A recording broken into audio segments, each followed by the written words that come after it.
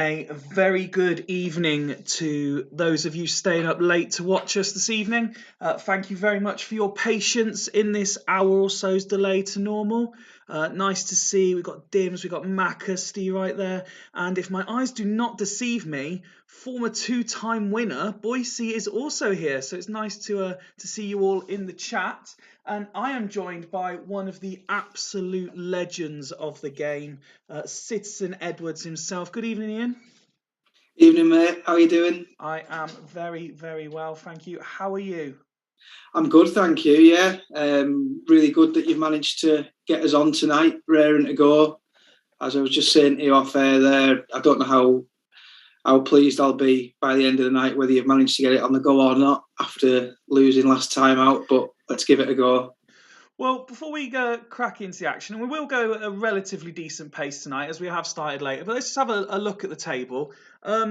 Devils kind of running away with it already, 13 points clear of their nearest challengers, you and Bostock. But once you get past, say, Fulchester, until you get down to Gazelles, it is ridiculously tight. It is, isn't it? I mean, it's as tight as I can remember it. I think you look from, especially, I mean, Dudley Hill as well. Although beating me last time out, that gives them a slight cushion of 3 points away from Leddersford. But if you look from Dudley to Astor, 5 points, that is just absolutely ridiculous. I mean, it wasn't too many weeks ago when everyone was saying Astor looked fantastic and Tato's doing a cracking job, and they were looking like top six, and then Churchtown leap in there, and all of a sudden Dimble's working wonders with a squad that possibly shouldn't be there. So, you know, a few underachievers, a few overachievers, making for a nice mix, a nice balance. And then probably maybe three teams with a spot slightly more comfortable for the top six, and then you can't not mention Hodgie at the Devils, because what he's doing there is just a little bit daft, isn't it? He's something we haven't really seen as that much dominance over a 17 game period. When you just sort of like, you look at it, you've got them in the fixtures, which I have in a couple of weeks, and you just think, right, well, let's write that one off and move on. Yeah, great performance. And even despite all of that, he's still refusing to allow me to say that this is the best ever Devils team. He won't allow that sort of chat to enter the fray until he actually wins it himself. Let's get on with the action. Ghost games permitting, obviously we'll leave you to the end, so a very late night for the Sloths. But is there anywhere in particular you'd like to start? I mean, do you want to start with the drama of Bostock Devils, your teams either side of you, or do you want to leave that till the game decides? I look at the top match there and think that 13th, 14th might be a nice place to start. I think that looks like a good one. And we have to point out, therefore, that Tato, after complaining for, how many game weeks are we in? 18 now. After complaining for 15 weeks he's always on late, he's had now 3 or 4 where he's been in the first couple. From memory, I can't remember how many of those earlier games have been artificial, or if we'd have still left it to the game engine, would he still have been on last? Yes, he would have been. Yeah, we tend to, if he goes early, it's because someone's asked to be early. Yeah. Yes, Tato, Astor on first. This is the tactic Tato's gone with. In his message to me, he's put last chance saloon, which I completely disagree with, given how tight the league is. But he's gone for the Astor defensive formation, which is something quite different to what he did when it was 3 up top last time out. However, you may recall they got that narrow, very late defeat to Halls last time out as well. What do you think to the 11 selected tonight? Well, I know in the past couple of weeks he's alluded to the fact that it's one of the weakest 11s the Super League has ever seen, which is difficult to argue with him, although he does keep improving it with each transfer window that he gets given. I had a little conversation a few weeks back with Tato actually about what I'd look to do with a couple of players in this team, and I don't think he agrees with me, and he's done something quite different each time, and I wouldn't, I bow to his sort of superior tactical nous on this one, and give it time for what he's doing. I think his team has improved. I think his players have improved. I think he's got a great goalkeeper. I think he's got a couple of great DMCs. On paper, Emerson's a great signing, although we only ever really see Emerson doing average things in the Super League. And obviously he's got a guy up front there. Well, he's got three guys up front, whichever one he chooses at the time can bang the goals in. But yeah, one up front, I think Rossini's a decent shout. Excellent.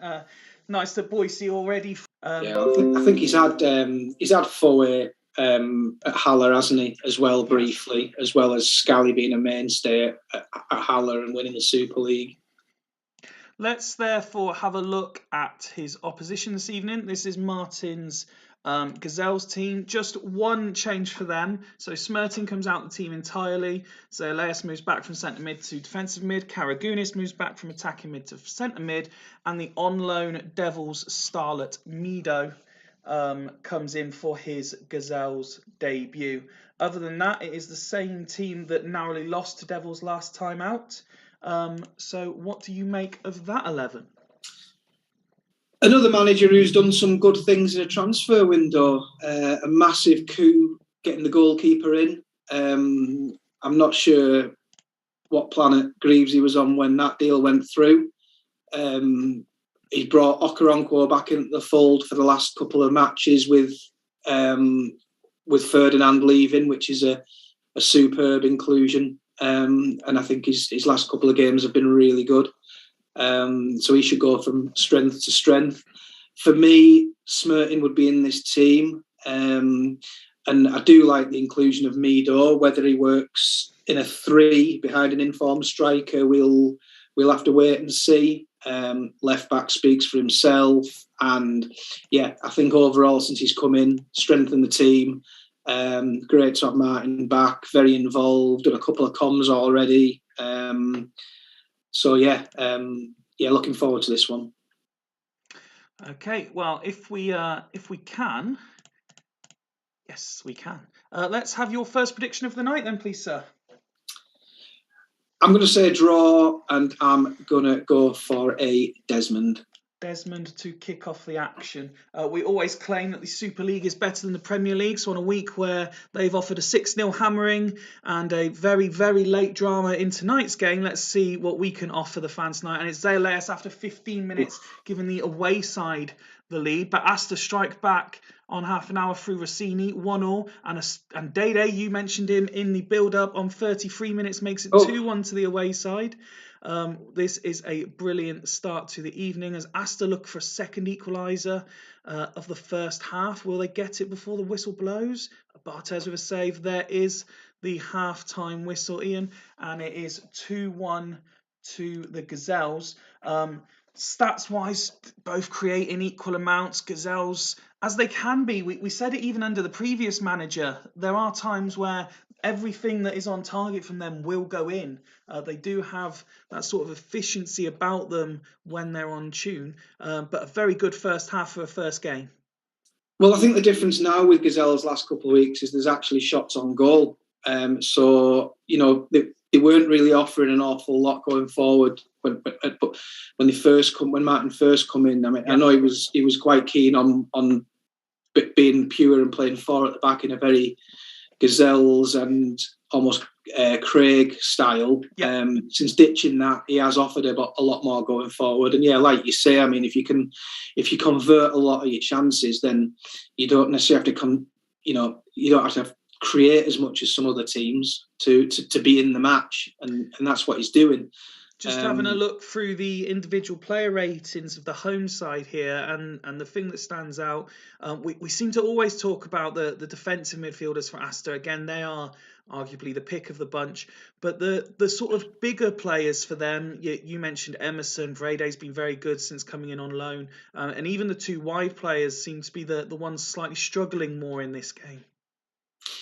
Yeah, and sometimes, I don't know, when one of those guys is your captain as well, it kind of you look for that person to come and get into the game.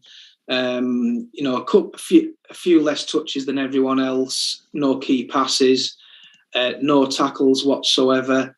So yeah, Rayad could do with getting into the game a little bit more. But having said that, it's left ML might not really be his position. So, maybe he's just more doing a job for the balance of the team rather than starring, rather than taking the leading role. Well, but obviously the two main men that we spoke about at the start, the one man up front and your strong arm DMC, are the two guys that are doing the job for you. Well, Tato is reacting to that. He's moving Rayad to the right-hand side for the second half. Chunsu moves out to the left wing, and Zizi Roberts coming on to offer a bit more attacking threat. Do you like the look of that substitution? I do, yeah. I think if there's one of those 10 outfield players that was going to bite the bullet, it was probably going to be him. So, yeah. We have a look then at the away side. Dede, again, the man you mentioned in the build-up, is the star man so far. Rating 9 at half-time. He has his goal. It won't be enough, but that's fine by me. Okay, no, that's fine. Tato just confirming that it's just the one sub. Quite similar looking ratings, 1 to 11, if you like. But there seems to be a lack of passes, particularly passes complete. I mean, I'm looking at Asamoah there, 13 attempted, only 5 complete. For a man in his position, that's not ideal. Mido not exactly setting the world alight in the first half of his debut. I'm not sure if we've seen Martin yet in the chat, so he might not be here to make any subs. But when you're looking at that and you see what's available on the bench, would you be changing much? I think to be honest, it's probably if Martin isn't in the chat or he's not available to make substitutions, I think that's probably a good thing. I mean, no surprises. I'd be leaving that as is, which is often the case with me. But I see no reason to rock the boat there. I'd leave Mido to try and find his feet in a new team. I say it's that 3 AMCs because you can't make tactical changes, positional changes. He's stuck with the 3 MCs and it's 3 AMCs and it's 3 AMCs that are having the 6s. I'm not a big fan of playing three like that, but as he can't do anything about it, it would only be a man for man. So if you're not going to bring Bash Turk on, then as is, roll with it and let the guys find the feet. Well, let's kick off the second half and see if the inclusion of Zizi Roberts for the second half does make the change. It is Asta that's looked to have started the quickest, but then a fair amount of time flies by with not much happening, and then a shitload of time flies by with not much happening. We're already into the final 10 minutes. Asta with free kick. Rayad steps up, deflects off the wall. Johnson picks it up, and a second time. And Vrede this time it is bouncing off every single Gazelle's defender, and no one's managing to actually clear it. 2 minutes to be added on, which we move into now. Nothing much happening in injury time. And there is the full-time whistle. Second half of very little incident or consequence. Ian sees Gazelles pick up another win. And suddenly Asta, who just a few game weeks ago were very much inside the top 6, they're now only a few points really ahead of Gazelles. That has been a nosedive, hasn't it? And I suppose with a bit of foresight, Tato you can see now what Tato was meaning about last chance saloon in the sense that he's at home to the bottom team in the league. And yeah, Gazelles, they haven't had a single shot on goal second half. I think they were on 4 on goal, 2 on target at half time, weren't they? So, Asta have completed more passes, they've won more tackles, they've won more headers. You look at that and you'd think they should probably edge it. But obviously David Day hasn't covered himself in glory, and Gazelles have been clinical, as you mentioned. They have been. Well, let's have a look at the home side first. Boise, there has been worse, believe me, but there has also been significantly better. We'll have a look here. You kind of briefly mentioned it in the introduction. I'm still not sold on Emerson, if I'm honest. I mean, obviously I had him when I was manager at Devils.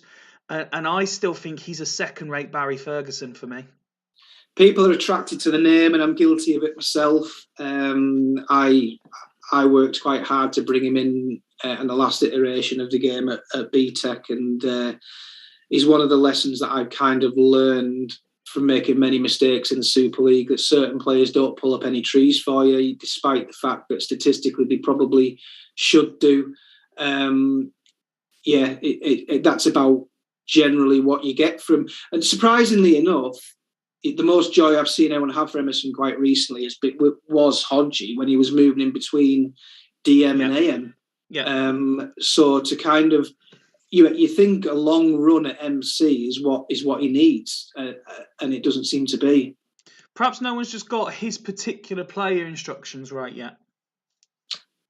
Perhaps, but many people have had a go. But I mean, you could say that about a lot of players. I mean, so many seasons of Sigalko doing nothing in the Super League.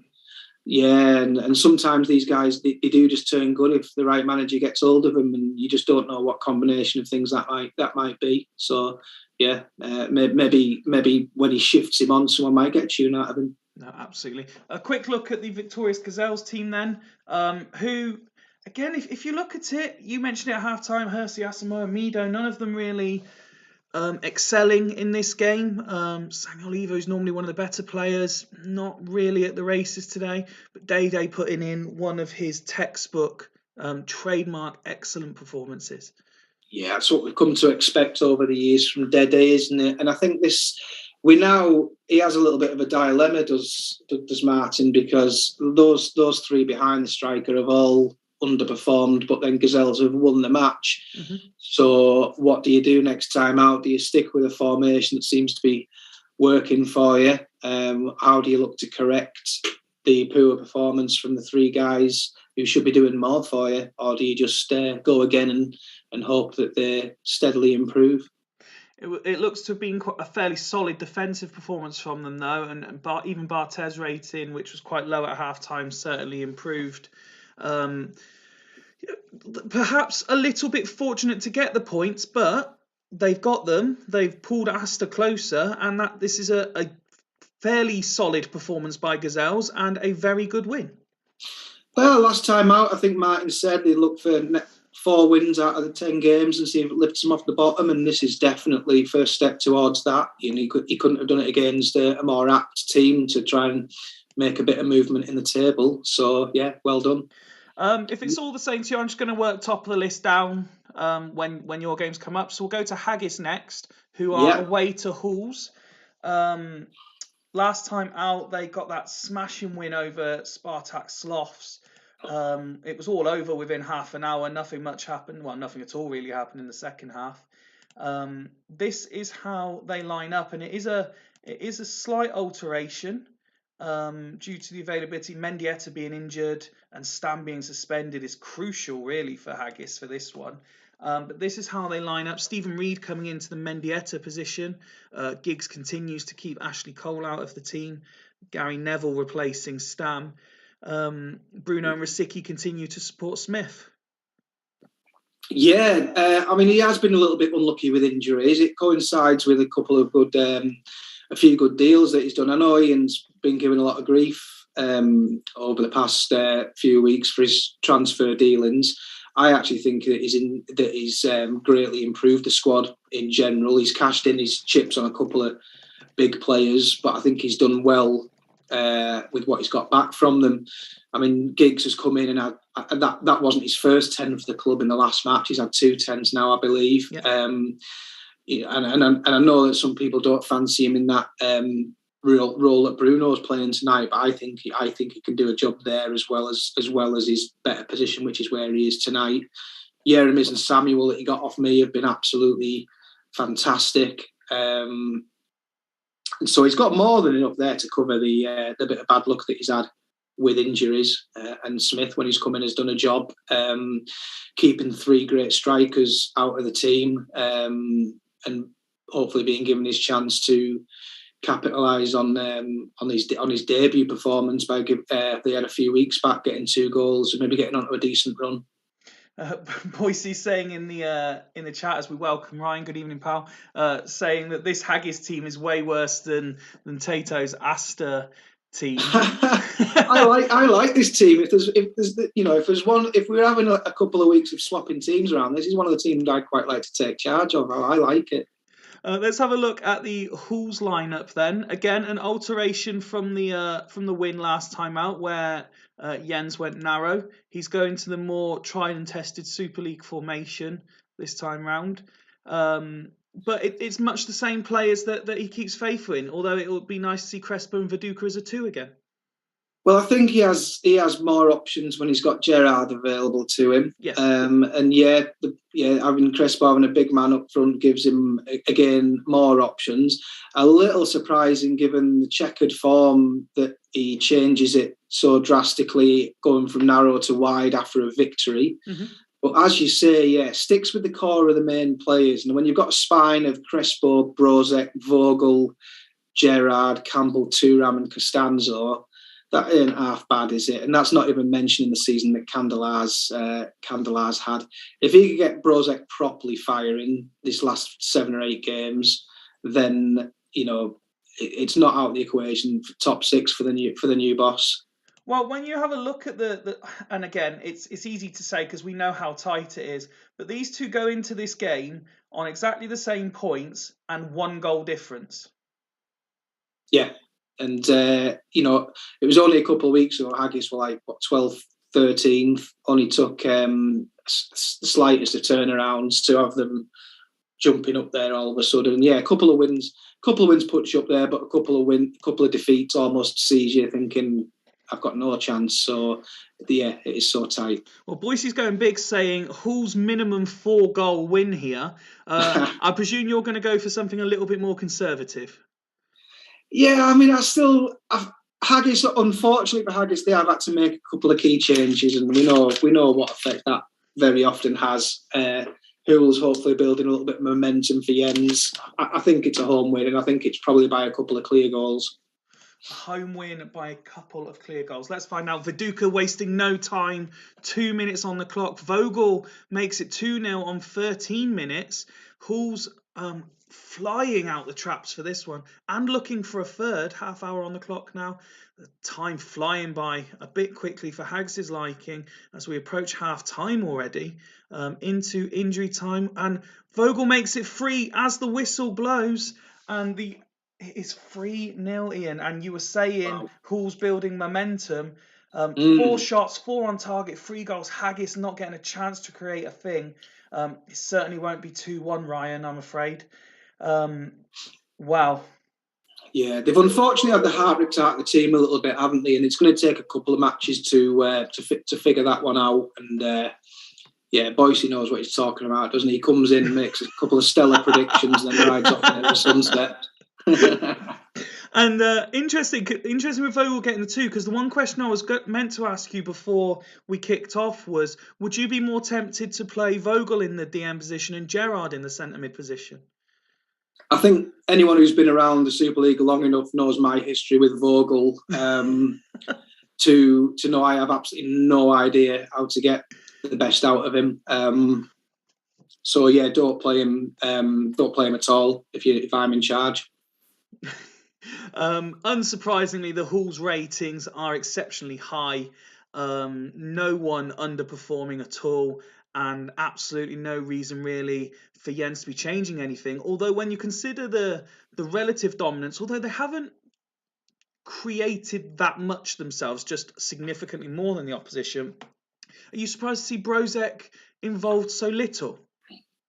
Not particularly, because he hasn't had a great Brožek this season, has he, Jens? It hasn't been Brožek's season. The one thing that does surprise me a little bit is that perhaps as Jens has struggled to get David Collins firing, I thought he might have been tempted to give him 45 to get involved in a few chances and a good second half performance.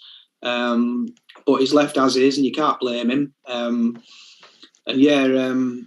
Ian's history with goalkeepers continues. You've took the words right out of my mouth, because what surprised me a couple of game weeks ago was that having finally made it to the number 1 spot, he then dropped Peticozo and brought Casillas back in.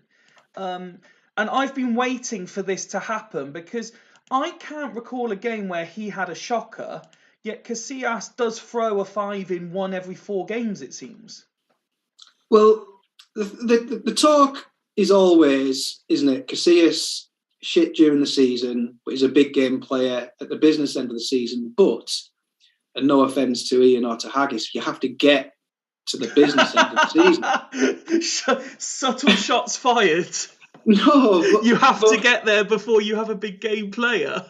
But he fixed it, and he was playing the right guy in the right position at the right time. You know, get top six, then bring Casillas into the team if you fancy him that much. But I've seen keepers dropped for worse than that. I've never seen goalkeepers dropped for conceding 11 in 11. Ian is swapping the goalkeeper. I will just give him 30 seconds to see if he wants to change anything outfield as well. When you see what's available on the bench, though, Vasilyuk's the only real attacking option. Would you be tempted maybe to drop Rosicky into midfield and put Vasilyuk up there? I'm not too sure what you do here, in all honesty. I mean, possibly put Reed there. You could maybe include Miera if you wanted to just solidify things and try and maybe win the second half for a bit of morale. Well, that seems to be what he's doing with Miera coming on for Reed. Yeah. I think it's more a case of trying not to get any further battering, isn't it, more than anything? Well, we kick off the second half as he already says goodnight, having made his subs. We've already gone through 25 minutes. There's no need to slow this down at all because nothing is happening. There's no sign of Haggis getting into this game. They have scored, though. It's Samuel on 89 minutes.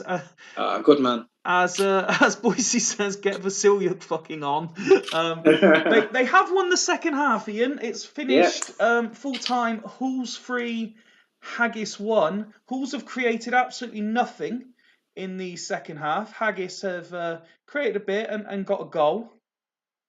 Yeah, but Jens is going to think job done, isn't he? You know, he's feeding off that new manager bounce. You know, he's figured something out there and it's working. So, yeah, well played. I mean, second half is a bit of a write-off, but he won't care. He's won the match. It's another 3 points. As we say, in a tight league, it's a step forward and everybody's played well. With the exception of the goalkeeper. Who, let's face it, didn't have an awful lot to do. So again, you take your keeper having a 6 all season long if you're winning games. No, completely agree. Let's have a look at Haggis then and see if there are any positives that can be taken. Boise, they're discussing whether Vasilyuk should be in place of Smith. Well, here's his stats. He's not really had any opportunity in this version of the Super League at all. I mean, he's never really going to develop without playing games, I suppose, but Haggis obviously had Shevchenko before this. They played Saha a lot. Smith's now got the nod. Surely, though, he's got to be in the mix if this is going to carry on. Alan Smith has got, 3 and 6 starts since signing from yourselves. He never really got much for looking at you, but then you had Sigalko, so that kind of explains why. Well, I think Smith's issue with us, obviously, is that we always play one up front. He was never going to get a game barring injuries, but I actually think that the Smith-Vasilyuk argument could possibly be solved by playing them both up front together.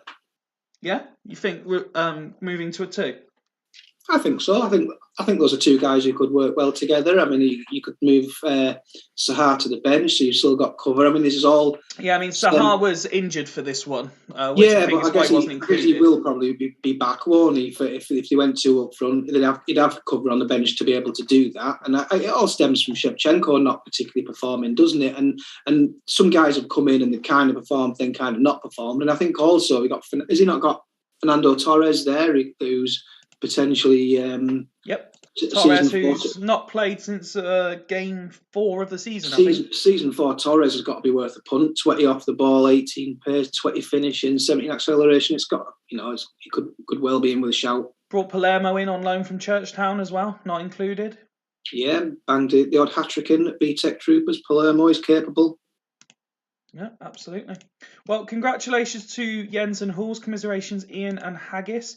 Next game up, Ryan's joined at just the right time as Fulchester host Locomotive Boston. Comandini ineligible against his parent club.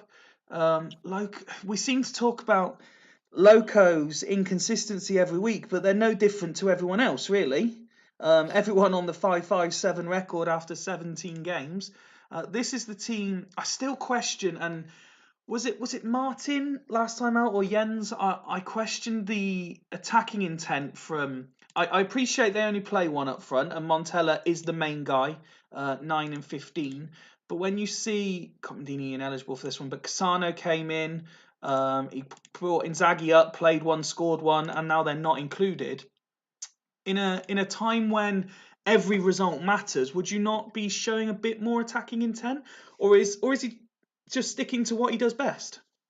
Yeah, I mean, I don't mind seeing Greavesy playing defensive football because we know he gets it to work, and we know he can still win matches doing it. He's not going to blow teams away, but he's going to be hard to beat, and he's going to nick a lot of games. I'm not sure this is the formation or the lineup that has been working best for him when he has been getting results. And I do still think that there's a couple of guys in there who potentially shouldn't probably be there. I mean, Rivaldo, I don't know how many chances Rivaldo's been given. I don't think he's played that much, but I look at his team and think he could possibly be doing better than Rivaldo. He's got a guy who came in Alessandro, who I had a bit of a tentative go at getting in this last window, but I was beaten to the punch by Greavesy. Now I'd be probably playing him, and I think he has had the odd little contribution for Loco since he arrived. So there is room to be a little bit more attacking. But no, I don't have a problem with Greavesy doing what Greavesy does. But I still can't get my head around the Barthez deal. Loco, one of the few sides to have an excellent record against Fulchester. Rye's already mentioned it in the chat, but it's worth saying that the director of football at the C-suite has been politely told to do one for this game, as the manager took the reins again to pick the team. Yepes and Curtis come back in as the preferred centre-back pairing. Nicky Butt, unsurprisingly, continues to hold firm that midfield position. And they've gone with the free up front formation and Ronaldo with the backwards arrow. Yeah, looking for something, aren't they? I mean, they've had some decent performances from Shevchenko since he come in. I guess still trying to get to grips with the loss of Giggs a little bit, perhaps. We know that Butt is strong enough to play there on his own, which allows for him to have a little bit of company in centre mid, and yeah, it allows for that one extra man up top. Kind of one eye on Ronaldo still having that AMC role with the backwards arrow, as you mentioned, and yeah, is Cisse good enough at this level?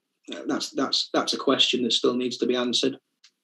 There's nothing much needs saying about the player I'm about to highlight, but as Boise is here tonight, and we know how much he loves a DM more than anything, let's just highlight again just how good Nicky Butt is on this particular. I mean, he's generally good anyway, but on this particular save, he's been phenomenal.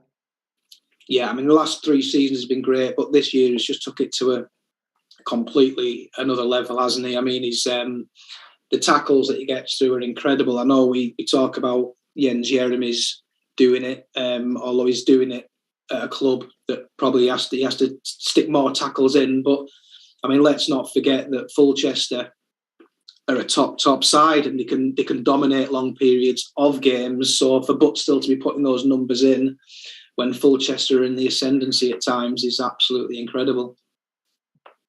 And Boise saying outstanding. That's fair. Appreciate that being shown. Well, I'm glad you appreciate it, mate. So predictions then, please, both from yourself, Ian, and in the chat. Kind of looks like a draw. If anyone's going to edge it, I think it's going to be Fulchester, but I go with a 1-1.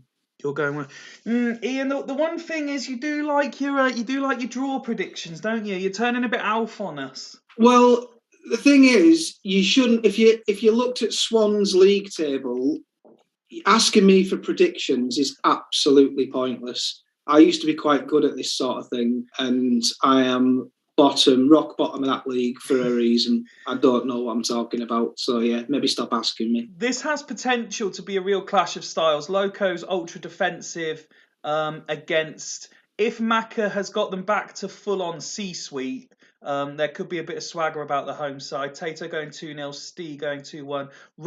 Ryan backing Fulchester to lose again. I mean, I think I highlighted it last time. What are they on? One, two, three, four. 4-game winless run, which is very unlike the C-suite. Surely it's not going to become 5, is it? Let's find out as we kick off. Nothing happens at all in the first 10 minutes of this game. We get a bit more action. I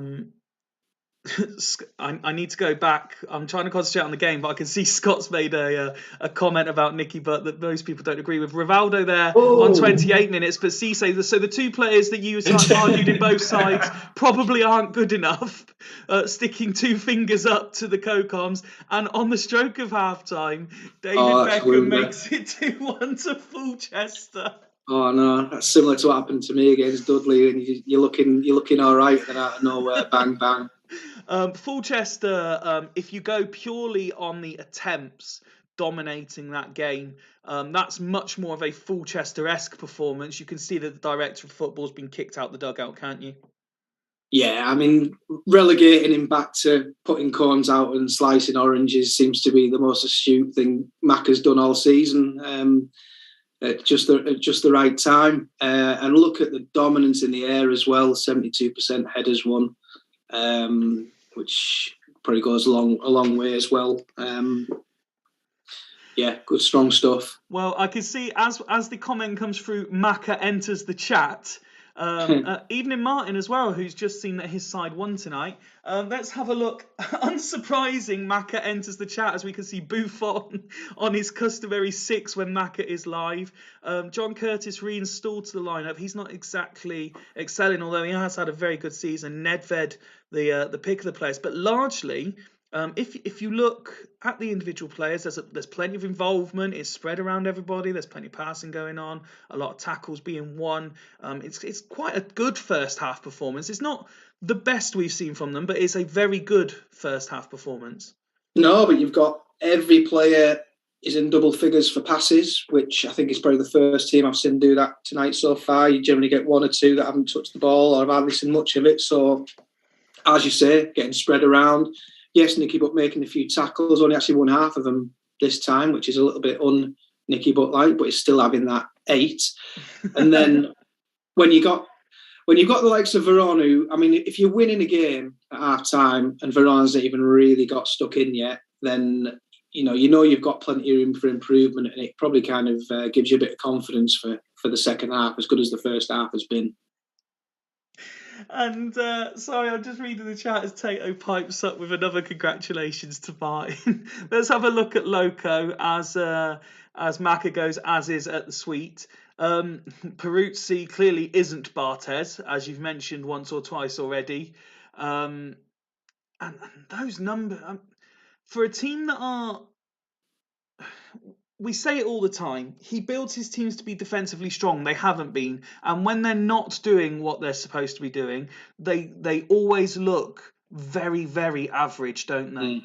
They do. I know Greaves, he has a tendency to quite like guys who were huge in real life, whether or not they were good enough on the game. But then he does get something out of them at times. I mean, a lot of people don't rate Scholes, but then he's got a bit out of him. But he's another one tonight who you're waiting for them to sort of kick on. And, you know, he could do with a little bit more from Montella. But like when we see Fulchester, every single player's got the foot on the ball. You know, there's you look at Peruzzi, he's actually made nine passes, and then like Klompe hasn't touched it. Rivaldo's hardly touched it, although he has scored. Montella not getting involved.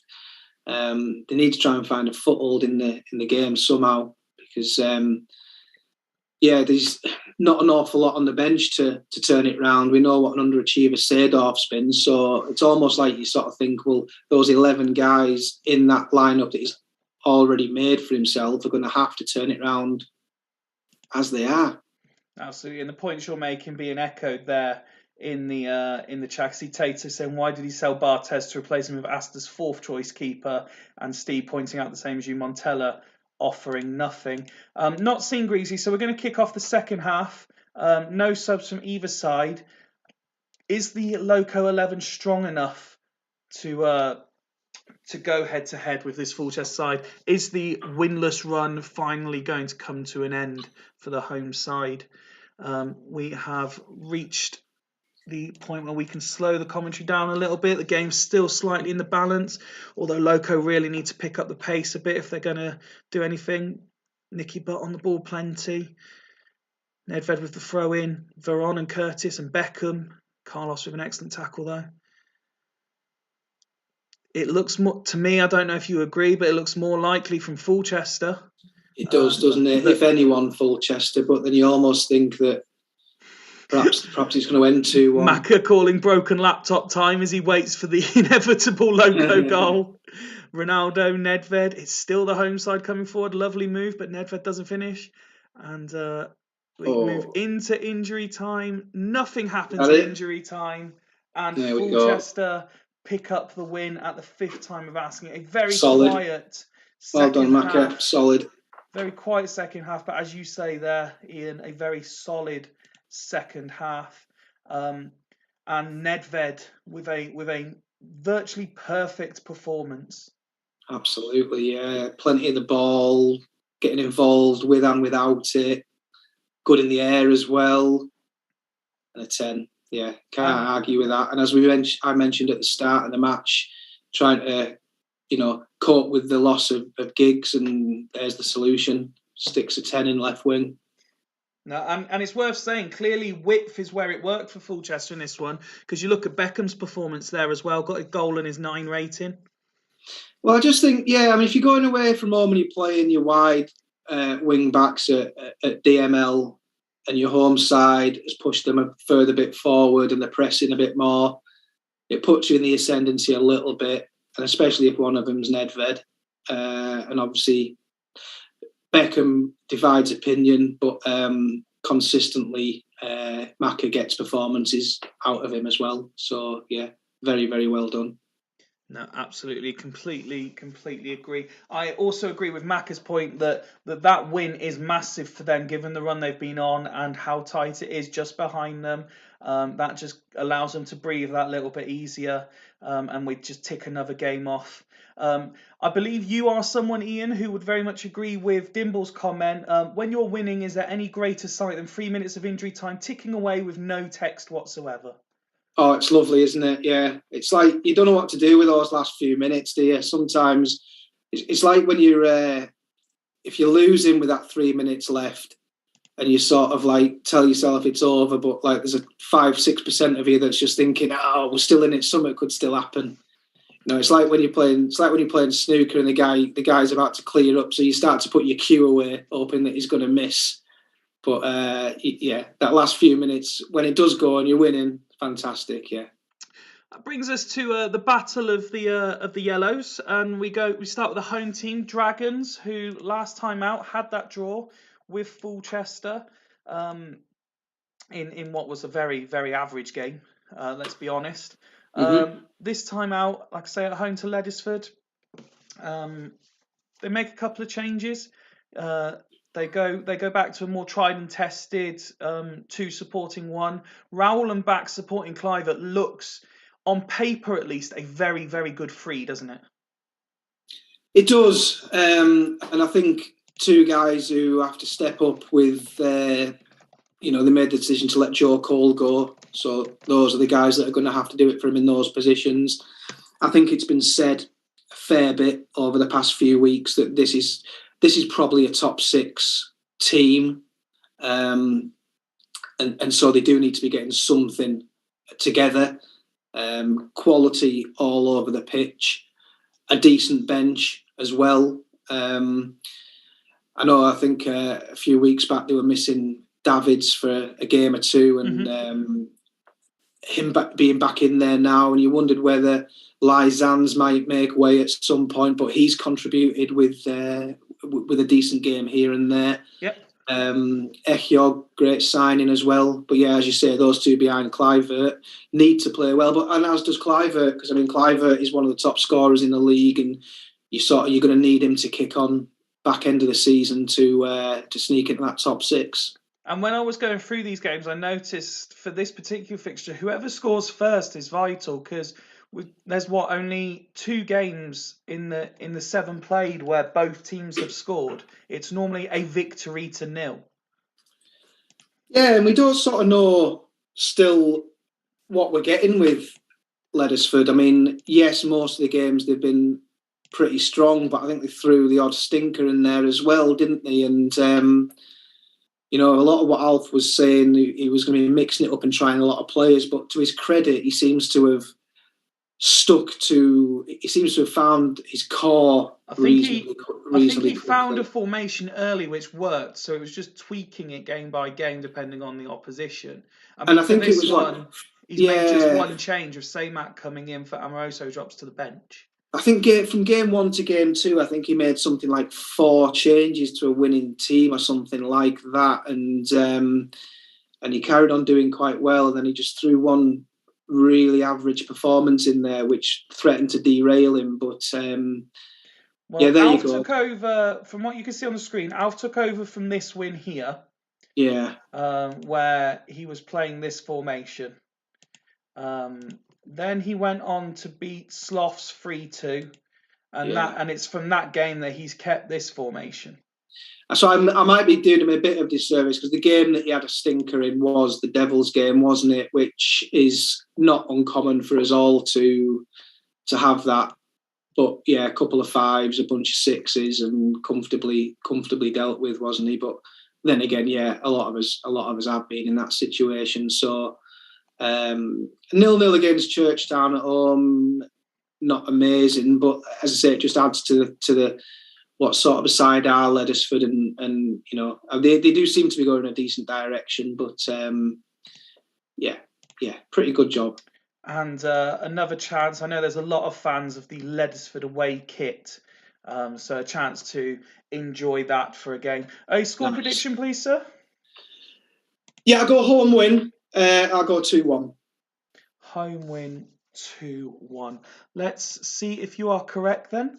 As it is Dragons who start the quickest. Balmer getting plenty of involvement. Now Raoul on that same side as well.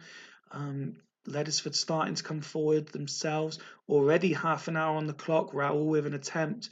Well saved. Van Nistelrooy in a corner. And it's Paredes from the corner who scores on 34 minutes to make it 1-0 to the away side. Kluivert puts one over the bar. And Leddersford coming forward again, looking for a second before half-time. But it's not to be. And it is 1-0 at the whistle. Dragons, I feel, and I'm hoping I'm not doing them a disservice in saying this, it feels a lot regularly that I'm saying, particularly at half-time, they aren't doing much.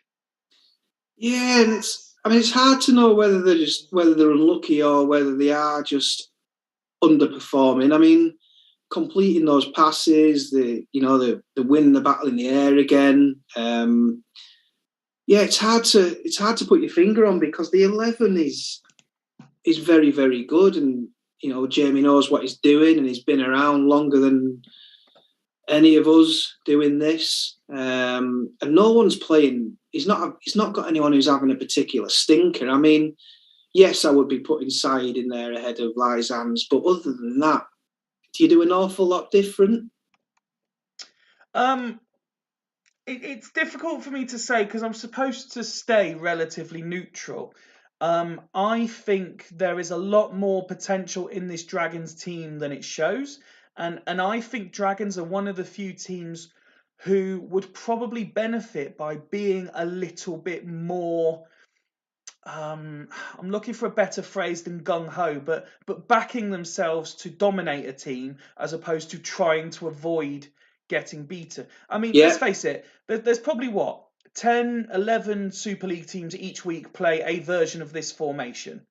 I think Dragons have it within the squad, to play something a little bit different, maybe a little bit more daring, and try and actually dominate teams the way a Northern Burn do, the way a Fulchester can do, the way Devils definitely do, I think Dragons can be that good if they were brave enough.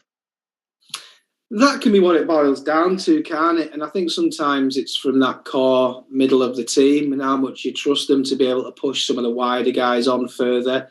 I mean, we go back to Fulchester, and that's probably why his confidence, his total confidence in Nicky Butt, is why you can push your MR and your ML, which we know Wilfred Boomer could do that job that Nedved's just done.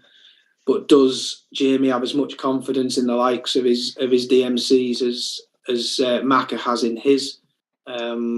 Yes, maybe you're right. Maybe it is a bravery thing.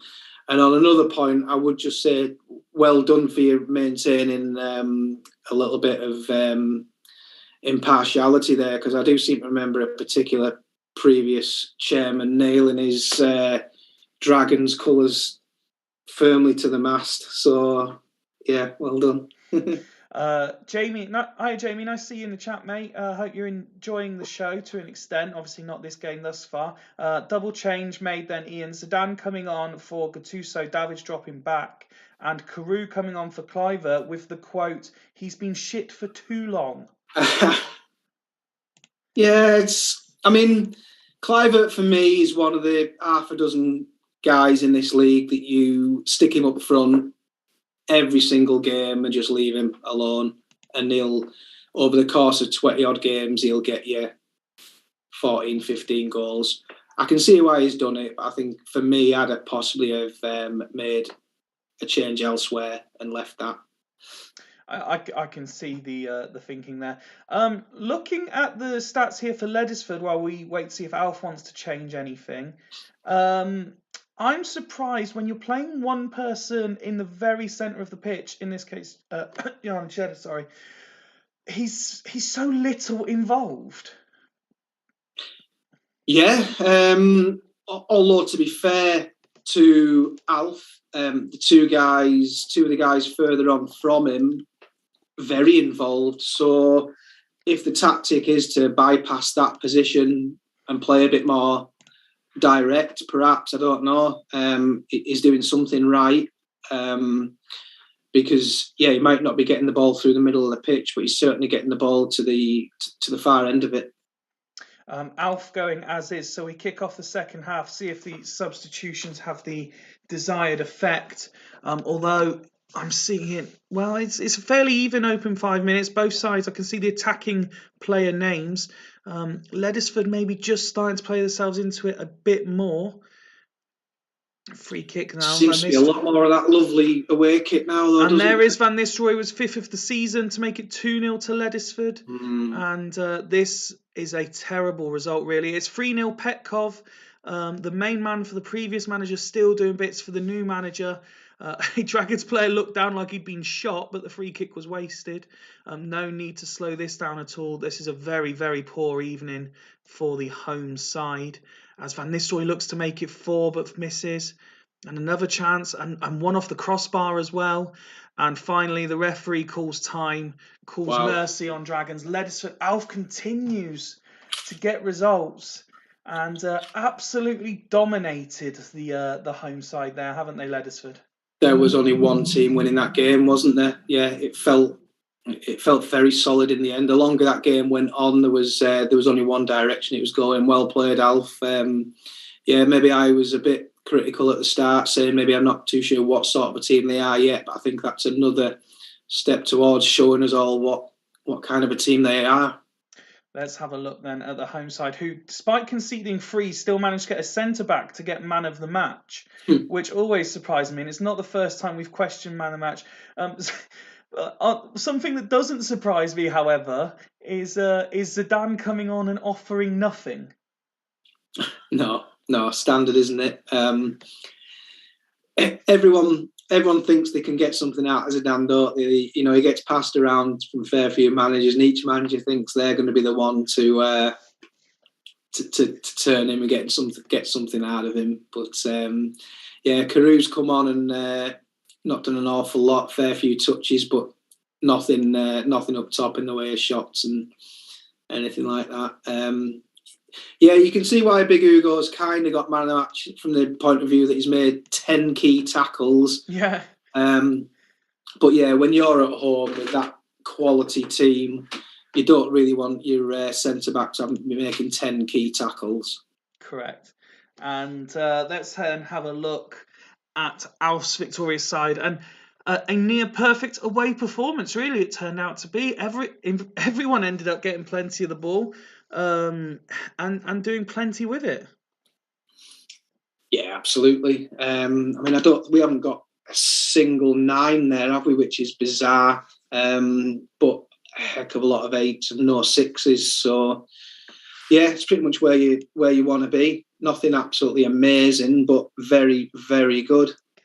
Anything Ledesford achieve, that there are certain teams who, no matter how good they appear, certain players get highlighted. If we think about teams we've already seen, Fulchester, whatever they achieve, people talk about Nicky Butt and Veron. No matter what season Veron's having, people talk about Butt and Veron. Ledesford are very much more of a team effort, it would appear. Yeah, to be fair to Alf, though, he's got Van Nistelrooy playing, which a lot of managers haven't been able to do. Mm-hmm. He's also kept some good work going from Dan. Yeah. I mean, I don't do favours to many people in this league, but I count Petkoff as amongst the favours to a new manager when he came in. I let him have him in a sort of, I think it was for Ricardo Gardner even, after I tried for years and years to bring Petkov into the Super League. So that I'll take a little bit of credit for that on, but then Alf's got to take a bit of credit for seeing what was already working and keeping it going, and then seeing what he could improve on and improving on it. Ryan pointing out on my comment that Leds have Ronnie and Rude. Yeah, but this is a Van Nistelrooy who is not exactly prolific in the Super League in any iteration, and Ronaldinho, who is regularly pointed out by everyone except me that he's only ever had one good season in the Super League. So again, it's very much like Zidane. You can't say just because he was a big name in real life, he's actually any good in the Super League. We don't want sloths yet. We're not quite there. So let's go to, it's the big one next up. Bostock Stanley versus the Devils. And Devils go with the team that I named. Last time out, they had the win over Gazelles. And you might remember Kieran Dyer got injured. And the news was that he is out for a while. Now, some time has passed. I think he's actually been out for about 2 weeks of a month's injury already. And I actually named the team Hodgie was going to pick live on air, and he's gone with it. So Zowie moves from left to right, Kuehl moves from attacking midfield back to left wing back, and fit again Thierry Henry comes in. It's quite simple to know what Devils are going to do. What's difficult is working out how to stop it. Absolutely. I mean, he's got options everywhere, hasn't he? I mean, to think that Kuehl can do a great job in where Henry is now, or he can move back to left back. We know that Van Bronckhorst can step over and do that. So on one hand, it is all those options. On the other hand, you have to give Hodgie credit for figuring out early on what that team is going to be, pretty much sticking to it, sticking to his guns. 95% of the season, nothing's changed, and why would you? Because you got it right straight away, so you stick with it. What do you do against them? I mean, there's odd things that you look at there. What Hodgie does, you might tweak it a little bit, swap Amar and Henry round, and other than that, it's tiny little details. And yeah, what do you do to stop them? No, completely agree. Well, this is one way of doing it potentially. It's going one at the back. And one at the back at home tends to work a lot better than one at the back away. Yes. And how often have we said about certain teams, look at that row of 4 DMs. And now, Scott goes, right, I'll see a nice row of 4 DMs, and let's have a look at these 5. Z Roberto, Lythe, who, fair play, we wouldn't normally be talking about him in this breath, but after what Scott's done to him, we are. Absolute monster, isn't he? And I mean, it's probably he's realising here how strong he is in that position, that he's trying to crowbar Lyth, Decor and Welsh into the same team. Yeah. And I mean, to have all them with Bowyer in front of him, I mean, it's an embarrassment of riches. It is. I mean, I know what Del Piero can do in that role. Obviously, we all know what Scott's got out of Anelka, and then, you know, probably not many people would think of even signing Carlos Jacks, let alone putting him in a prominent role like that. But we know that he's Scott's man, and we know what he does for him. So if there's one at the back, the thing is with the one at the back here is how much action will Silvestre see? If those 5 do their job, we might see a game where Mpenza doesn't touch the ball. But then again, they are up against Pablo Aimar, who can do something out of nothing. So, yeah, I almost think this should have been the last game of the night now, because me and Rob are just going to give you an absolute letdown, and this is going to be a classic. I'm loving the conversation here. So in the chat, they were initially talking about transfers and how Alf does business, and there was a comment about how he'd take Mendieta of Haggis, and Ryan said, so would I. Jens then throwing in, I'd take a Ferguson from Devils, just for Knowles. Ryan then compliments Scott on the tactic, and suddenly everyone goes in on the tactic. That's a Haggis formation, isn't it? And no, it's a Palmer one. So Scott pipes up with, it's a Scott formation, fuck the rest. Very, very nice. A prediction then, please, sir, if we may. Well, this is the hardest prediction of the night. Now I've seen the Great Wall of Sadler. Do you know what? I'm going to go 2-1 home win. 2-1 home win. I like it. Tato going 4-3 Bostock. He thinks there could be some serious goals in this one. Let's kick off and find out where this result is going. Del Piero and Bowyer and Jacques, all the names Scott will be wanting to see, really. Say Roberto, looking to exploit the fact that Kieran Dyer isn't there. Henri now coming forward, and then Penza looks like he hit the woodwork. And another one, and it's 1-0. It's Thierry Henry with his first ever Devils goal on 15 minutes. Appeals for a penalty for the home side. Ben Williams says no. There's a lot of Bostock, though. And you feel that Devils certainly need a second. Del Piero again. Zauri getting plenty of the ball now. 2 minutes to be added on in the first half, and it's Welsh with his first ever. How is that his first ever Bostock? I'm sure I've seen him score, surely, but it is apparently his first ever Bostock Stanley goal. Correct, and it is 1-1 at half time. Devils, though, look how many chances they've wasted in this one. The Great Wall clearly isn't working, unless, of course, these shots are from distance. Yeah, but it looks like they are seeing a bit of domination at every aspect of the game. So I think you're probably right. That Great Wall, it might take 90 minutes for it to take effect, but the first 45 minutes have been a little bit of a struggle for them. Maybe that goal from Welsh is a sign of what they might have to come second half, but it doesn't look hugely promising for them. Let's have a look then at the home side first.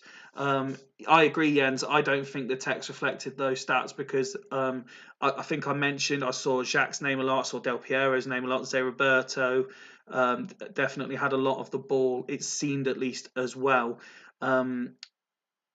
Just looking through, and really what we're saying here is, for a large point, it's a fairly solid defensive performance. It's just the further forward you go from Bostock, it just needs a little bit more.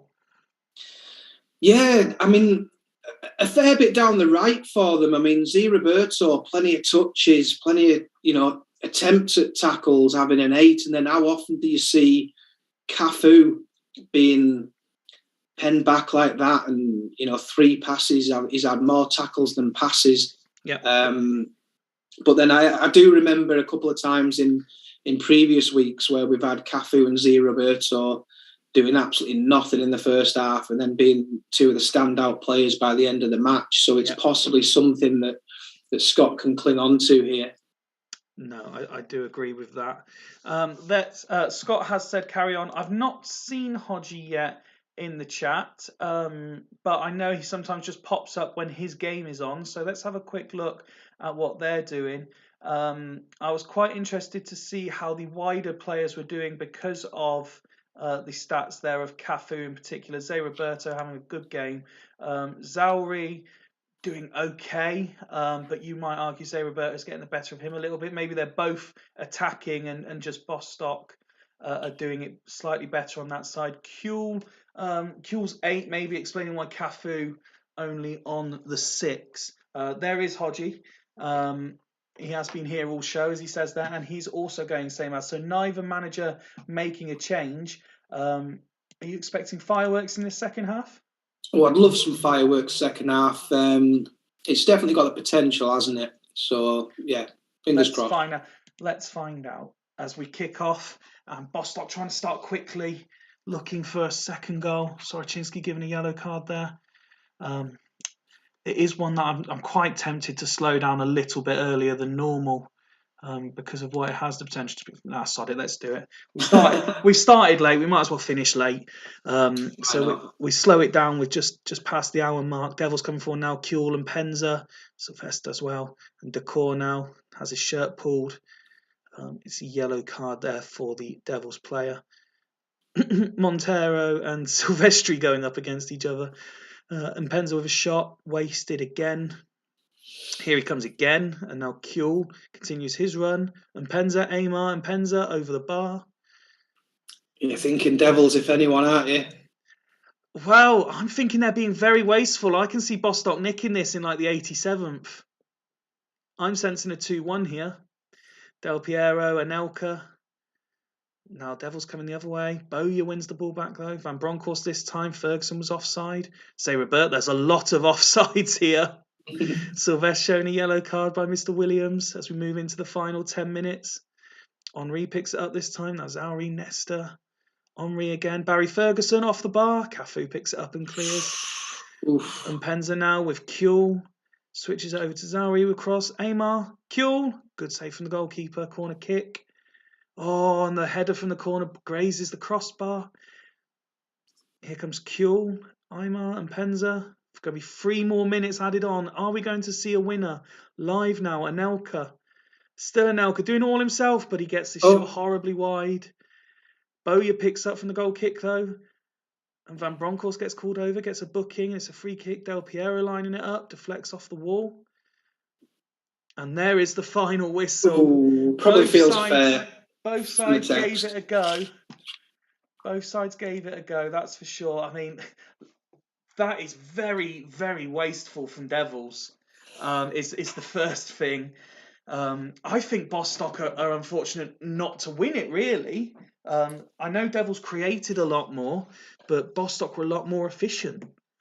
It felt fair to me. I wouldn't say Bostock were unlucky not to win it, because yes, they've been a bit wasteful, Devils, but they have created more than Bostock to almost earn that waste profligacy, if you will. Yep. Completed more passes, won more tackles, won more headers, created more shots. So, yeah, punishment-wise, maybe a defeat would have been something. But I think both teams will feel like they've done all right there at the start. I think Hodgie might have fancied he'd been happy enough with a draw at the start, going away to possibly the second best team in the league. Yep. And then the way the game has panned out, Scott will probably think that that's not actually a bad point for him as well. So no, he's already said in the chat, point gained. Well, one of those rare occasions then where both managers are going to go away reasonably satisfied. Perhaps I don't know whether we'll hear anything else from Hodgie in the chat now, or whether he's back to the press or whatever he's doing. But yeah.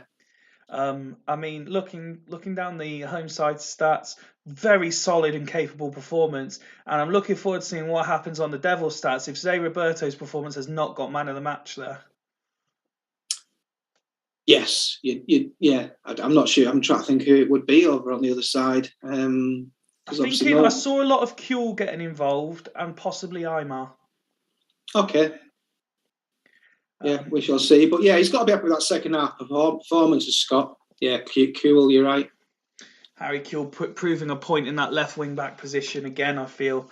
But again, just two very solid, capable teams. I mean, I fully expect Bostock to come away from the one at the back again now. I think that was solely done with this game in mind.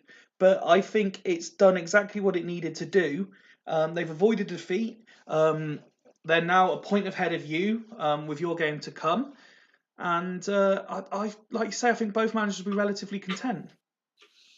I think so. Yeah, you can't. When we talked at the beginning about the options he has down that left hand side or at AMC, no coincidence that he brings Henry back into that AMC role, and he's a big game player. You can put him in there and not have to worry about him. He will contribute and he will be part of successful teams. Mm-hmm.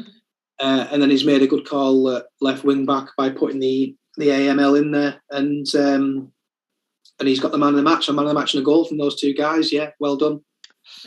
It may have ended in a stalemate, but it certainly was not a stale game.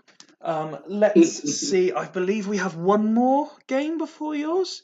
Yes, we have the Dudley Hill trip to Churchtown to look forward to next.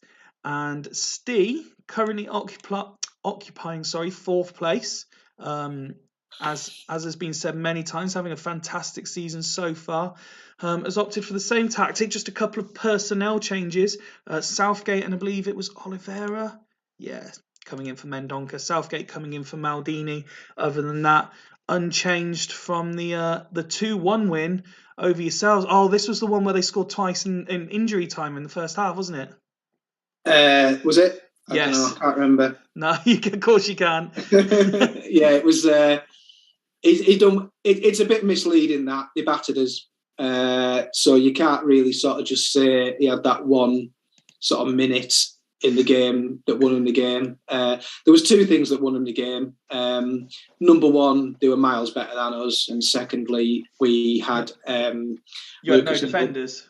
Lucas Neal playing centre back. Yeah. This is why we have squads, mate. This is why we build squads in the Super League. You've relied on having This is why you get the criticism of you've built a Galactico 11 and it's all style and no substance. Because as soon as you lose your two centre backs, you're playing Lucas Neal. To be fair, I've brought Lucas Neal in for the occasional game in the past, and he's had a couple of sterling performances. So a five and a yellow at half time was not what I was expecting. So are you not really surprised, I imagine, then that they've kept the tactic and they've just tweaked the personnel for the opposition?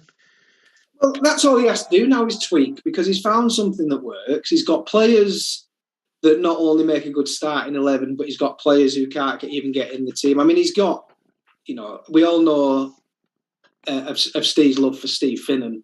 Mm-hmm. Steve Finnan can't get anywhere near the starting 15 tonight. So he's not just got a good team, he's got a good squad. And all of a sudden, the sun's shining on the Neil Hunt and things looking good for him. He's weathered a pretty rough storm, kept his cool. I mean, this is the difference of Dudley Hill now. He went on that run of 6 games without a win. Yeah. And in previous seasons, in those 6 games, he would have tried about 14 formations, try and fix it. This time round, he's stuck to his guns. He's believed in the process, and it looks like he's starting to reap some rewards.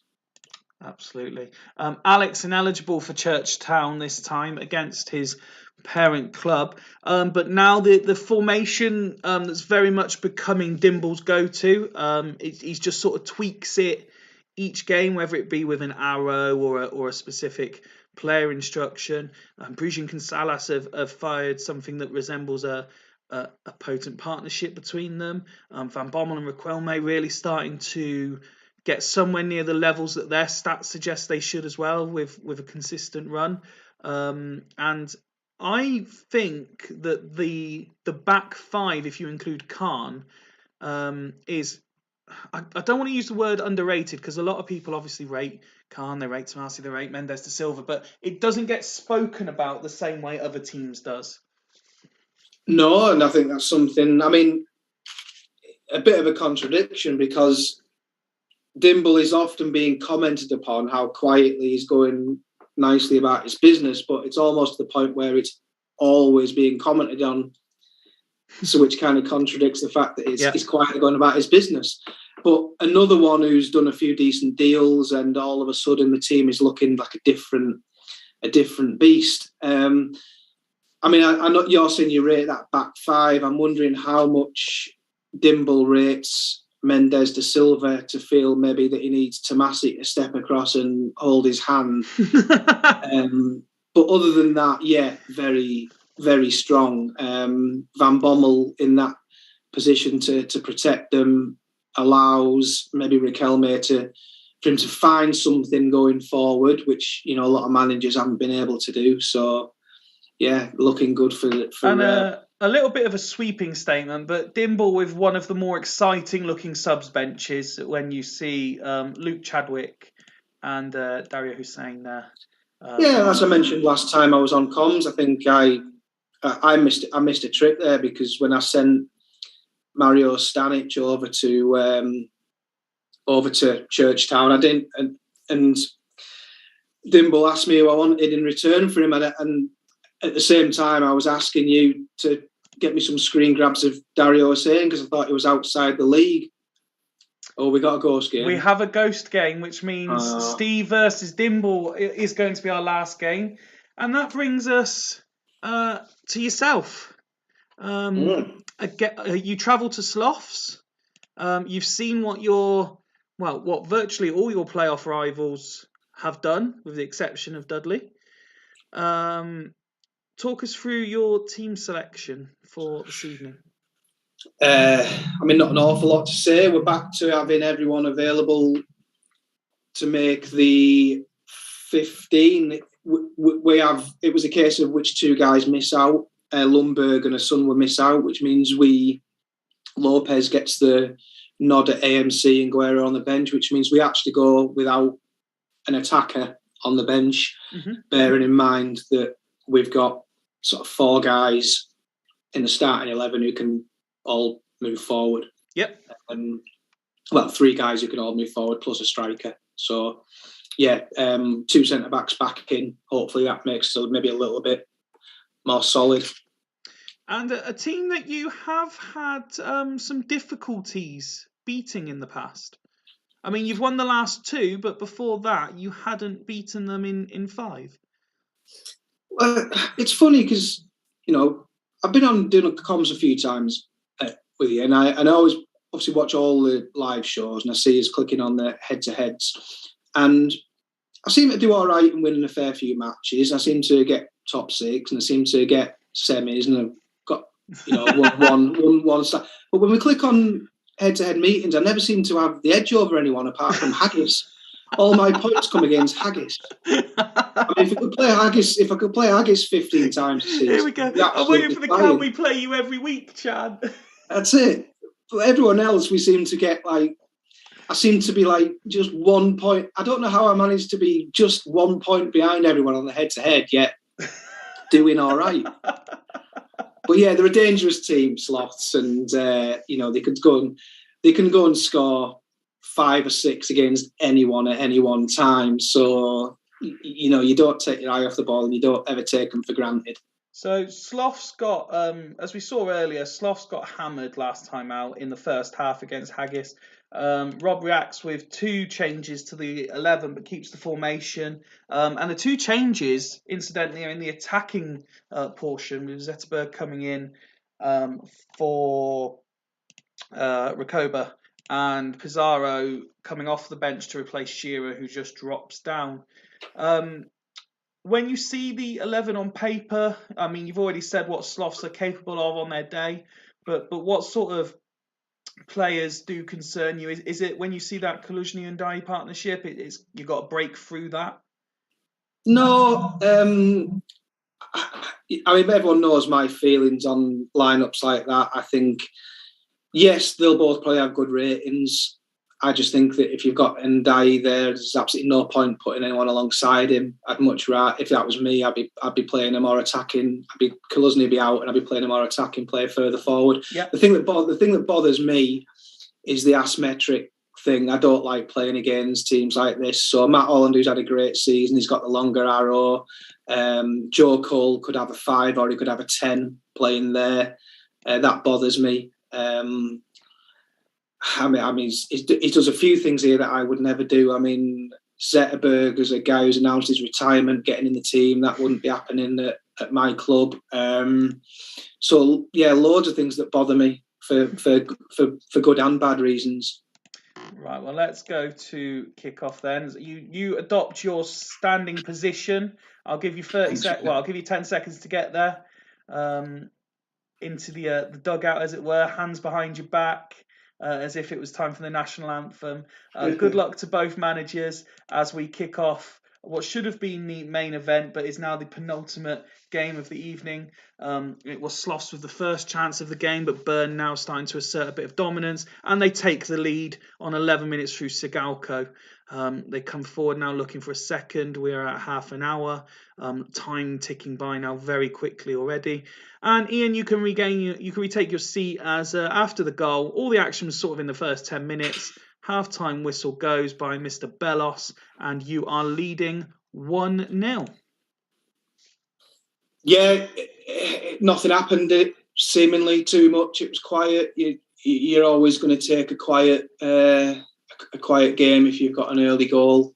Yeah, reasonably happy with that. Good. I will let Rob see his stats first. He is in the chat. You mentioned Joe Cole could have a 5 or a 10. He currently has a 5. Eat, sleep, Sigalko, repeat, says Maka. There are some decent performances. Babayaro, certainly the pick of the bunch, but the defensive players, Holland, Gamara, Valgara, and even Nigmatulin, doing okay. The defensive midfield pairing that we mentioned as well, they're just not getting a sniff in the attacking areas, are they? They're not. Yeah, not a great amount of touches there. 4 guys on single figures for touches. But yeah, like as a pessimistic sort of manager that I am, you look at an opposing team underachieving, and you think, well, they can only improve, and second half. Rob saying leave it, so a chance then for you to see what your side have done, and it's not exactly been exceptional, but it's methodical, I would say. There's plenty of decent ratings there. Cannavaro, Contra, Scalco obviously with his goal as well. But there's certainly more to come from this Burn team, isn't there? Maybe, yeah. I mean, I'd be happy with same again. I'll go as is and hope for same again. My team so far has done everything they've been asked to do. So you're going same again. I'll let you adopt the position, as they say, as we kick off the second half of this match. Sloss again trying to catch Burn cold, but on the counter, Arjen Robben makes it 2-0, and you imagine that's all she wrote already. You can't really see Sloss getting back into this one. 69 minutes now on the clock, but there's Ndiaye with the goal. Let's slow it down then. 1 goal now in it, but Burn instantly. Oh no, it's been disallowed. So a lot of them this season. A lot of them. You're not the only team either to seemingly have quite a few disallowed. Pizarro now coming forward. Free kick to Sloss. Kaluzny to take. Weighted past Pizarro. Gatos gets in the way of it. 15 minutes go. Now 10 minutes go plus injury time. Time ticking away. It comes off Totti, but Burn are able to clear. Scalco through on goal. Pushes it away. Excellent save. And now they have a corner. And from the header, no. Vieira picking it up now. And again, foul by Van der Vaart. Free kick to the away side. Van der Vaart again getting involved. Do the home side have one last chance in them? Holland with a nutmeg. Goes for goal himself. Goes horribly wide. And Zoeterberg. And you said Yeah. Oh, it's been disallowed as well. Pizarro straying offside. And we move to injury time. One last chance maybe to seal it. Contra. No, keeper does well. It's a throw in. Stillburn coming forward. Contra again. Sigalko. Totti, Lopez. And there is the winning goal. Lopez in injury time wraps it up for the away side. Mr. Bellos blows the full-time whistle. Ian, congratulations. You have won this one 3-1. Rob already in the chat before you've even sat down, shafted by the referee again. Pathetic agenda. It was certainly a trying effort from Sloths, but I think your quality shone through. Yeah, I mean, until his little outburst there, I was just about to say unlucky, good game, Rob. But now I'm not going to bother. Yeah, I think I feel a bit bad that we gave him too much encouragement in the second half. In all honesty, and made more of a meal of it than we should have done. He's now followed it up with a congrats, and I'm off outside to patch the kittens. Oh, bless him. I'm sorry, Rob. I take it all back. Hard lines, mate. You made the comment when yours was disallowed. Steve's followed it up. The amount of disallowed goals in this league really is, as Steve puts it, nuts, isn't it? It's been a crazy season for it. I think you put me right straight away, and you were right to say that a lot of teams have. It's just that quite obviously you feel it more when it's yours, your own, because you're already celebrating it, aren't you? So yeah, I'll take that. We don't score 3 against many teams, so to do it away from home against a team that does score 3 quite a lot is quite pleasing. I will admit, because you know how much I enjoy a narrative when it comes to this. I did enjoy you saying that a player announcing his retirement would get nowhere near your team, and it looked like Zetterberg was the one to equalise. Have I got anything right tonight? A fairly decent performance in the end from Sloss. I'd say it was spirited as well. But you just look, and it's the 3 players in the attacking positions really that were a bit of a letdown for them. Yeah, just not getting the ball. I mean, they got the ball forward to Pizarro enough, but I don't know whether it is the fact that he's unhappy at the club has hampered him there at all. Joe Cole didn't have his 5 or his 10, but we did keep Matt Holland quiet. You know, they've all touched the ball loads apart from him. So absolutely. As for yourself, Contra was picking up man of the match. Hoffland having a fairly average game by his usually exemplary standard, but all in all, again, a near perfect away performance. Yeah, I mean, crikey, I know he goes a little bit under the radar apart from when I bang on about him, but Contra's the best right back in the league this season. Well, I mean, I know people say average ratings are a myth, and I sometimes go along with that, but I'm pretty sure there's no right back comes close to him in the ratings. And it's no coincidence that we went off the rails for 2 or 3 games while he was injured, and we started flying as soon as he came back. So, not one to want to argue with my co-commentator, especially one held in such high regard, but without thinking too in depth about this, prior to this game, 12 appearances, 1 goal, 1 assist, 8 average rating. Yeah. Let's just look at his counterpart, who normally gets mocked just for being Matt Holland. 13 appearances, no goals. So 1 more game, 1 less goal, 2 more assists, and a man of the match, and a 754 rating. And averaging less tackles and averaging a whole half an average point. And if Contra plays in winning teams, that's the difference. Contra plays in a winning team. What I mean is that's when the second time you've sent an inadvertent shot like that tonight. No, totally not. No, what I mean is when he plays for us, we win, and this season when he hasn't played, we've lost. That's what I'm saying, and he is top of the average ratings for right backs. So I wouldn't swap him for anyone. Since you've said that, Steve's saying comparing to Zanetti, Tato pointing out that Dyer's on an 8.07 average. By the way, Martin saying Sagnol clearly the superior defender, right? Well, that's fine then, because if we ever do come for a redraft, there'll be no competition for him, and I should be able to get him nice and easy. Congratulations, though, Ian. Like I say, it's always nice to Yes, yeah, indeed, Rox. Welcome. Hello, pal. I enjoyed the Christian Poulsen era as well, especially that one hat-trick game, which was great value entertainment. Let's congratulations, as I say. It's always nice Thanks, when mate. the co-commentator does get a win. Commiserations though, Rob, because we never like to see anyone lose. We'd like to see everyone win every game if we could. I miss Paulson, says Steve. That brings us then back. We've done the preview for Dudley Churchtown. The game obviously wanted it to go last for a reason. Dimble was delighted that it went to a ghost game. No, Tato, nobody said redraft. Shut up. Ian, stop it. Sorry. Can I have just a quick refresh of the lineups? Can I ask you for a score prediction? 2-1 to Dudley. 2-1 to Dudley in the final game. Good luck to both managers as we kick off.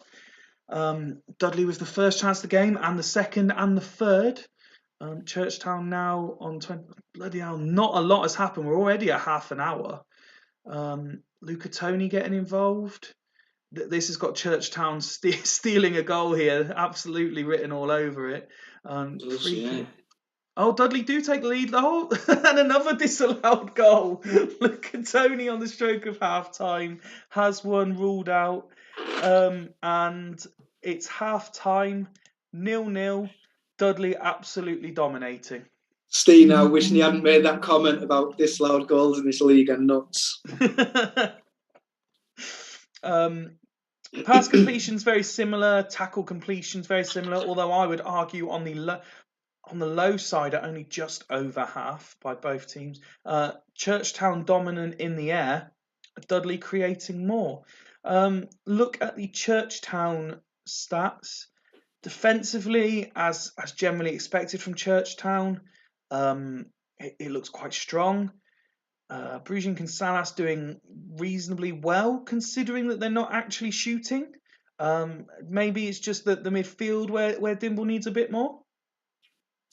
Perhaps, but then we do know how strong Dudley can be away from home, and it was very blue and yellow, wasn't it? So we did kind of feel that it was going to be a pot shot or a brief moment that was going to put Churchtown ahead if they were to go ahead. But yeah, we know he's found a bit of magic there with Salas and Brugging, so I expect at any time in the second half for them to pull something out of the bag. As for Steve, it's kind of a mixed bag, really. You see players like Kaladze very much involved. Just look at the passing stats. I mean, he's 20 passes, 18 completed. Only completing 4 out of 10 tackles isn't ideal for your defensive midfielder. But then you see Oliveira in that crucial AM position, a strong completion rate of passing, but just not a lot of them. Yeah, maybe for 100% passing completion, you'd like to see more on the ball, but then everyone's completing all the passes really. They're doing really well everywhere, performance-wise, momentum-wise, the amount of blue and yellow on the text, all of that. You'd expect more than 6s and 7s. It kind of has that look where, both teams are in it, and those 6s and 7s and a couple of yellows, Churchtown could quite easily, get something out of this second half. Both managers keeping it as is. So we kick off the second half of the final game of the evening on this late Super League kickoff. Thank you again for everyone who's joined us this evening. Thank you for your patience and for engaging, because it is a late night. We do appreciate you spending time with us. We'll slow this one down for the last 12 minutes or so as Saviola on the half volley hits the woodwork and goes over. Move into the final 10 minutes. Steve's calling it as well now. Churchtown winner incoming. Bruges with a header off the crossbar. And Aldoni coming forward. But Toni and Toni, that's helpful. Luca Toni with another header. Calm with the save. Kaladze this time chipping it forward. Both managers are probably quite like the final whistle now, wouldn't they? It's not too bad for either team. And Toni sends another one begging. Mendes de Silva with a perfect tackle.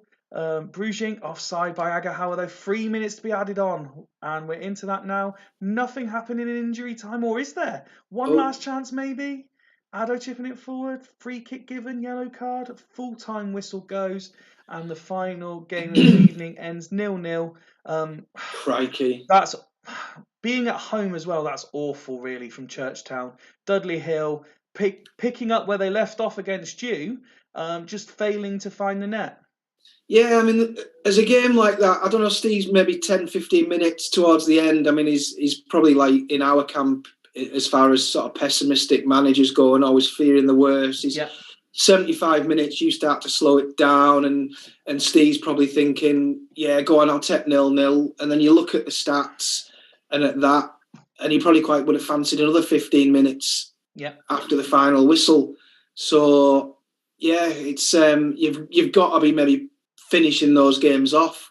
And another one of those where, you know, Dimble won't like the performance, but he'll be glad he's got something out of it.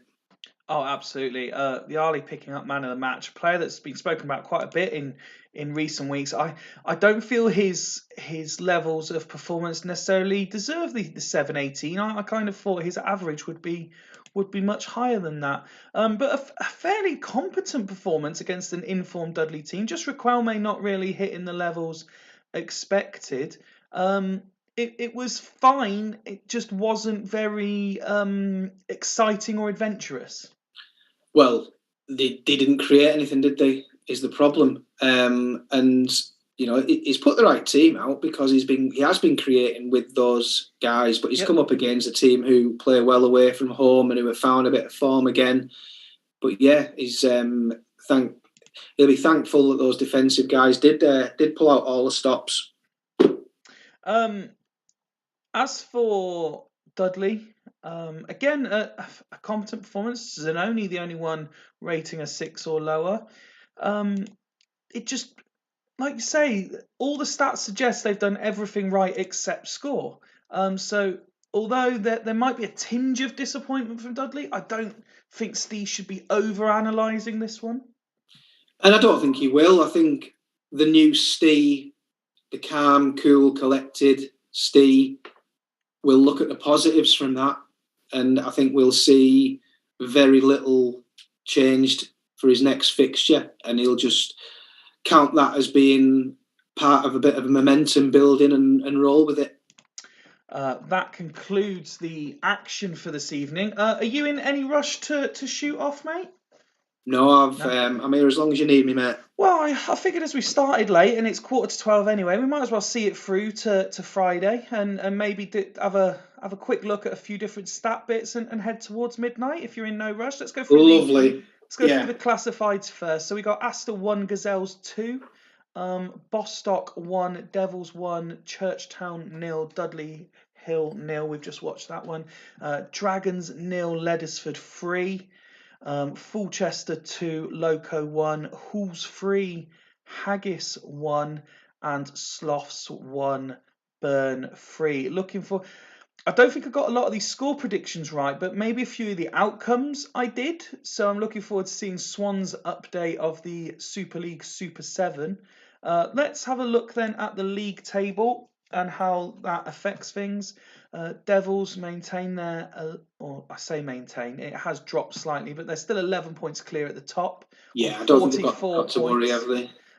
Burn then on 33, Bostock 2 behind on 31. Then come Fulchester, who jump up to 4th.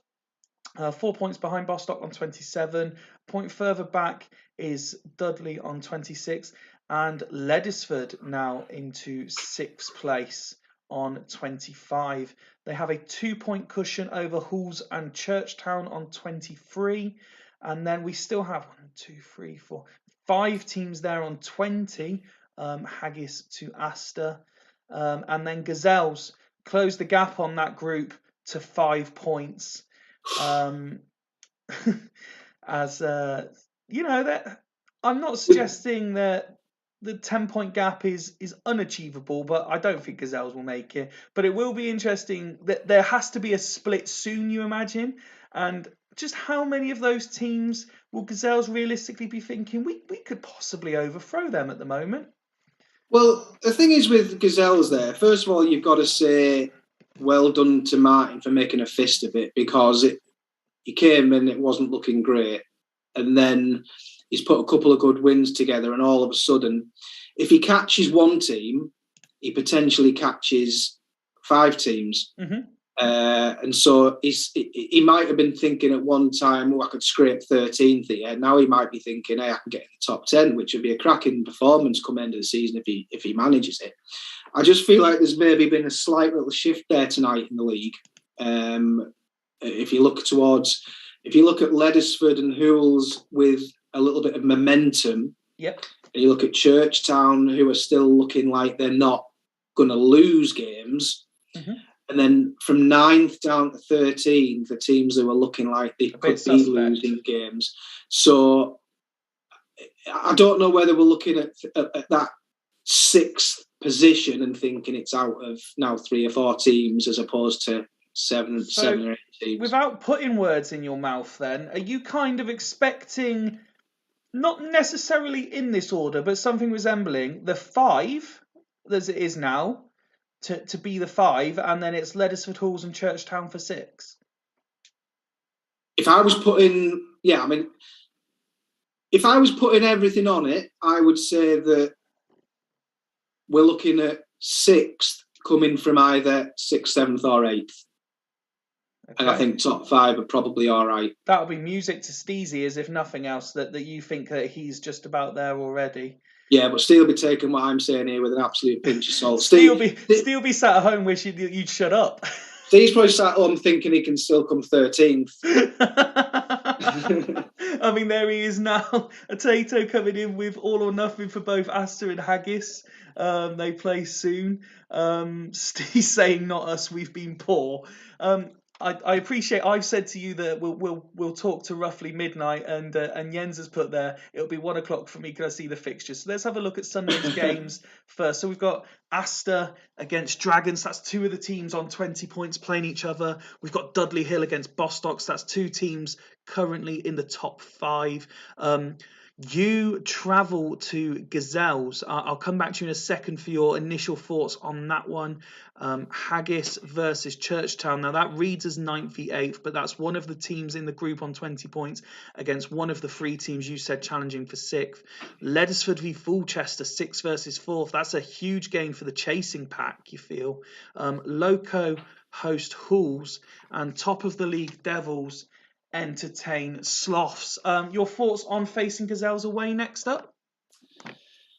You don't like facing teams who've just won a couple of games because it usually means they've found something that's started to work. For us, it's the 3rd of 3 consecutive away games, yep. And if we can get something out of it, it would do us okay in the sense that we have the Devils the game after that. So I'd like to get something from the Gazelles game to take us into the match against the Devils so that we can retain a little bit of momentum. Okay, let's just have a flick because we don't often look at some of these things. The home record, Devils understandably top, 8 wins from 9, 1 defeat. Nobody unbeaten at home. Away from home. Again, nobody unbeaten. Devils top of that one. But look at Leddersford's away form. I mean, they have got 4 defeats, but 6 wins in there. Bostock look fairly solid as well. You just inside the top 6 on your away form. Astor up there as well. Yeah, we normally talk about home form as being what gets you over the line. Imagine if Astor's home form had been anywhere near their away form, they'd be home and hose. So yeah, that'll leave Tato scratching his head a little bit. Absolutely. Gazelles yet to win at home. As Martin posts, I can hear the fear in Ian's voice at the prospect of facing the mighty Gazelles. Now that I've pointed that out, having not looked at it really all season, you're probably, knowing you're sat there thinking, well, we know where Gazelles' first home win of the season's coming from. Yeah, I mean, we fear no one and we fear everyone. So, I'm always, in the back of my mind, I'm always half expecting to lose every game, even though I know we should probably be winning the majority of them. So, yeah, take no one for granted.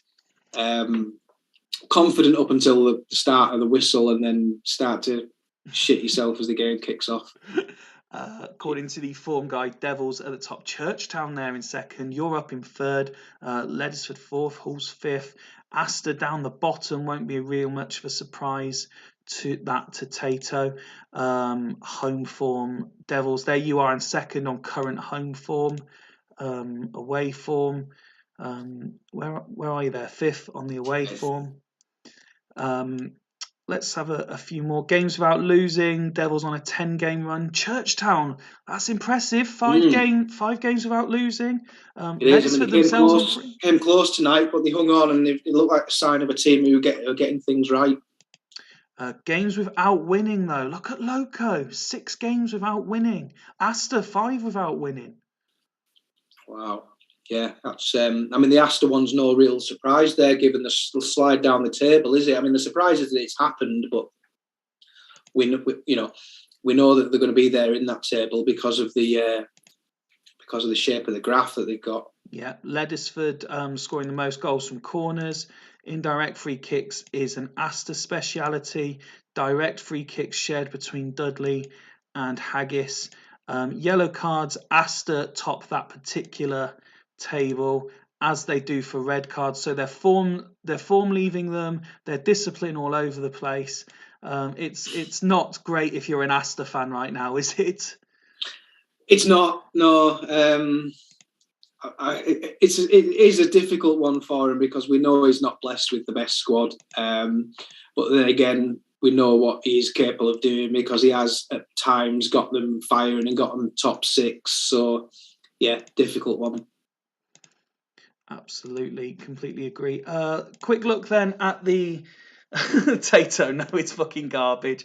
Nicky Butt currently top of the average ratings. You mentioned Contra there. He is 0.01 ahead of Kieran Dyer on the average. Yeah, ratings. Well, I'm still right, aren't I?